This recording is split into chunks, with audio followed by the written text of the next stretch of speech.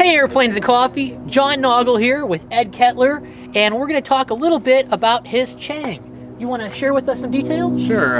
I've owned this airplane for a little over 4.5 years. I bought it out of the Cold War Air Museum in Lancaster, and that's where it's still based, is at Lancaster, Texas. It's the Nanchang was kind of the equivalent of the Beech T-34 Mentor for the Chinese Air Force. First flew 1958, so a little over 60-year-old design. Probably close to 3,000 of them were made and phased out of Chinese use in the 90s. So it had a nice long career. And then there were about 300 of them were brought over to the US by people because they were cheap. And this is kind of the entry-level crack for Warbirds. It's pretty reliable. It's a 285 horsepower, 9-cylinder radial in it. So it checks off all the Warbird things for me. You know, it's got the round engine, it sounds cool and stuff. It's burns about 13.5 gallons an hour at cruise, so got 2 hours plus reserve for flying. It's 2-seat tandem, so the instructor sat in the back, the student sat in the front.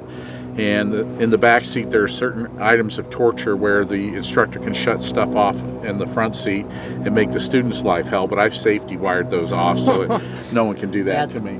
But you know, it's kind of the same family lineage as the Yak 52 series. You know, the same lineage was the Yak 18 for both the Russian Air Force and the Chinese.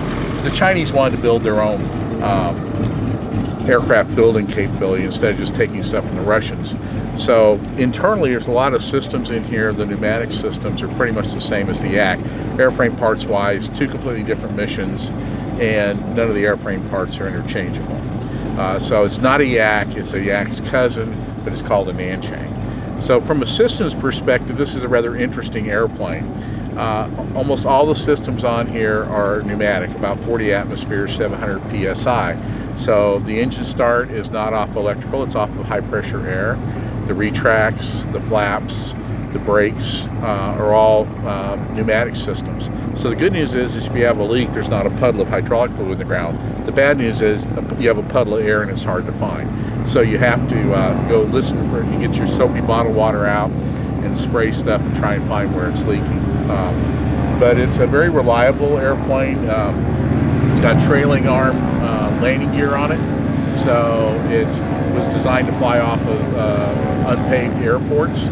So you know, if you land it and set it up, it'll just roll right on, make you feel good, make you look good, and say, I'm a real pilot. So it's a feel-good airplane. It's a fun airplane. It's not very practical. 135 knots, 13.5 gallons an hour. It burns 40 gallons is what the tanks hold, so I'm looking at 2 hours plus reserve on it.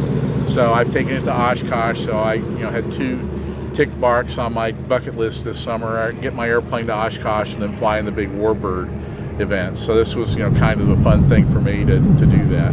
But it's all metal, flush riveted. The control surfaces are fabric. I've added things. I've added all the Chinese markings on it. Had the cowl repainted about 2 years ago. It used to have blue and white checkerboards on it, and somebody asked me, like, that's a nice looking Corsair. How long have you had it? I said, well, it's not a Corsair, but it dreams of being one at night when I put it away there.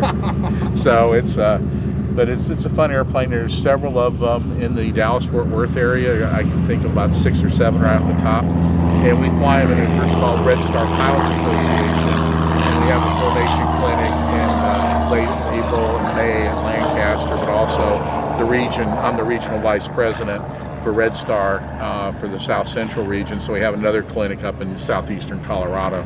So I mean, this is a fun airplane. It's does have where the avionics compartment that used to have 250 pounds of Chinese vacuum tube radios is now a decent sized baggage compartment, so I can take my luggage and my chairs and stuff when I go to fly-ins and stuff. And you kind of, that's the hatch for it, but also the back seat and the 2 sides of it open up. The seat back opens, and that's why you can get full-size luggage in there. So it's a fun little airplane. It doesn't have inverted systems like a Yak 52 does, so it does gentleman's aerobatics because I don't want to do snaps at my age, and my wonderful physique.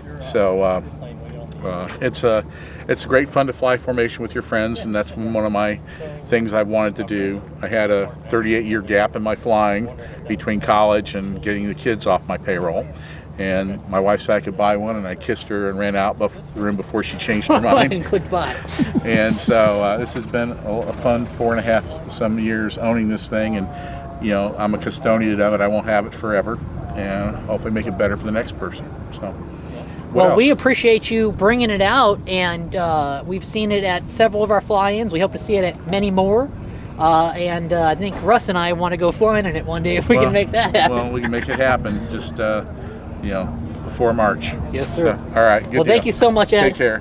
All right. Beautiful. Thanks, everybody. Awesome.